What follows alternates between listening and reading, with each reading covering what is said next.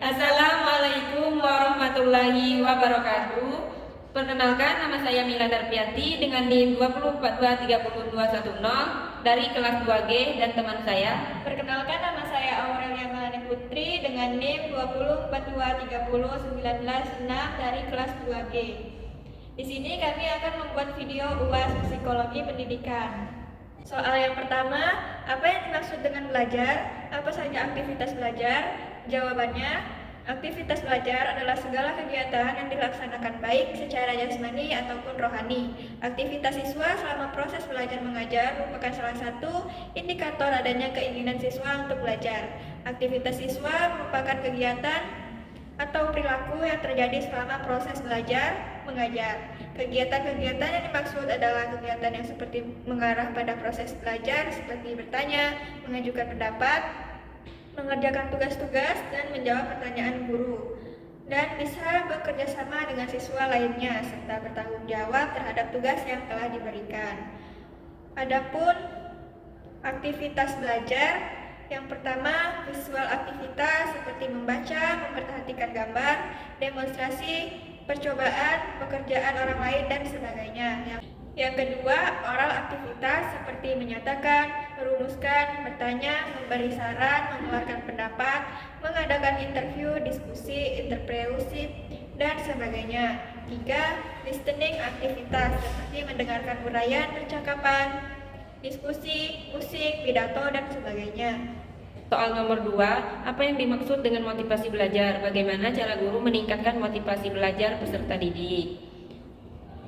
Pengertian motivasi belajar. Motivasi belajar adalah suatu dorongan atau daya penggerak dari dalam diri individu yang memberikan arah dan semangat pada kegiatan belajar, sehingga dapat mencapai tujuan yang dihendaki. Jadi, peran motivasi bagi peserta didik dalam belajar sangat penting. Dengan adanya motivasi meningkatkan, memperkuat, dan mengarahkan proses belajarnya sehingga akan diperoleh keaktifan dalam belajar. Ada beberapa cara agar siswa meningkatkan motivasi belajar, yaitu yang pertama, membuat siswa lebih aktif. Salah satu strategi guru yang bisa meningkatkan motivasi belajar peserta didik yaitu dengan membuatnya menjadi lebih aktif. Yang kedua, metode pembelajaran yang beragam. Siswa akan jauh lebih termotivasi untuk belajar apabila guru menggunakan metode pembelajaran yang beragam dan tepat. Yang ketiga, memaksimalkan penggunaan media belajar, yaitu dengan memanfaatkan berbagai macam media belajar, terutama media belajar yang belum pernah didapatkan, sehingga siswa akan merasa termotivasi untuk belajar. Yang keempat, membutuhkan kompetisi. Persaingan atau kompetisi selama proses belajaran sering dijadikan strategi guru untuk menumbuhkan motivasi belajar siswa. Yang kelima, sering memberikan pujian. Memberikan pujian pada siswa merupakan strategi guru yang paling ampuh untuk meningkatkan motivasi belajar siswa. Soal yang ketiga, mengapa kesuksesan atau kegagalan belajar disebabkan faktor internal dan faktor eksternal? Jawabannya, ada beberapa penjelasan mengapa kesuksesan atau kegagalan belajar disebabkan oleh faktor internal dan faktor eksternal. Faktor internal ada satu, kemampuan kognitif, yaitu kemampuan intelektual, kecerdasan, dan daya pikir seorang memakai peran penting dalam proses belajar. Yang kedua, motivasi dan minat. Motivasi belajar yang tinggi, baik motivasi intrinsik maupun ekstrinsik, serta minat yang kuat terhadap mata pelajaran dapat mendorong siswa untuk terlibat aktif dan tekun dalam belajar. Yang ketiga, keterampilan belajar. Kemampuan siswa dalam mengatur dan mengelola proses belajarnya, seperti kemampuan memusatkan perhatian, membuat catatan, dan mengerjakan tugas-tugas. Yang keempat, kesehatan dan kondisi fisik. Kondisi kesehatan dan fisik yang baik dapat membantu siswa belajar dengan optimal, sedangkan kondisi kesehatan yang buruk dapat menghambat proses belajar. Adapun faktor eksternalnya, satu, lingkungan keluarga, dukungan, bimbingan, dan pengawasan orang tua serta kondisi keluarga yang kondusif dapat mendukung keberhasilan belajar anak. Dua, lingkungan sekolah, kualitas pengajaran guru, fasilitas belajar yang memadai, serta iklim sekolah positif dapat mendorong siswa untuk belajar dengan efektif. Tiga, lingkungan sosial dan budaya. Interaksi dengan teman sebaya maupun lingkungan masyarakat serta norma dan nilai budaya setempat dapat mempengaruhi motivasi dan perilaku belajar siswa. Yang keempat, faktor ekonomi. Kondisi ekonomi keluarga dapat mempengaruhi akses siswa terhadap belajar dan fasilitas pendidikan yang memadai. Soal nomor 4, apa saja teori-teori belajar? Berilah contoh salah satu teori belajar. Macam-macam teori belajar, yaitu yang pertama teori behavioristik. Behavioristik adalah sebuah teori yang dicetuskan oleh Gage, Gardner, dan Berliner tentang perubahan tingkah laku sebagai hasil dari pengalaman. Yang kedua, teori kognitivistik. Teori kognitivisme ini adalah memiliki perspektif bahwa para peserta didik memproses informasi dan pelajaran melalui upayanya, mengorganisir, menyimpan, dan kemudian menemukan hubungan antara pengetahuan dan yang baru dengan pengetahuan yang telah ada. Yang ketiga, teori konstruktivistik. Menurut cara pandang teori konstruktivisme, belajar adalah proses untuk membangun pengetahuan melalui pengalaman nyata dari lapangan.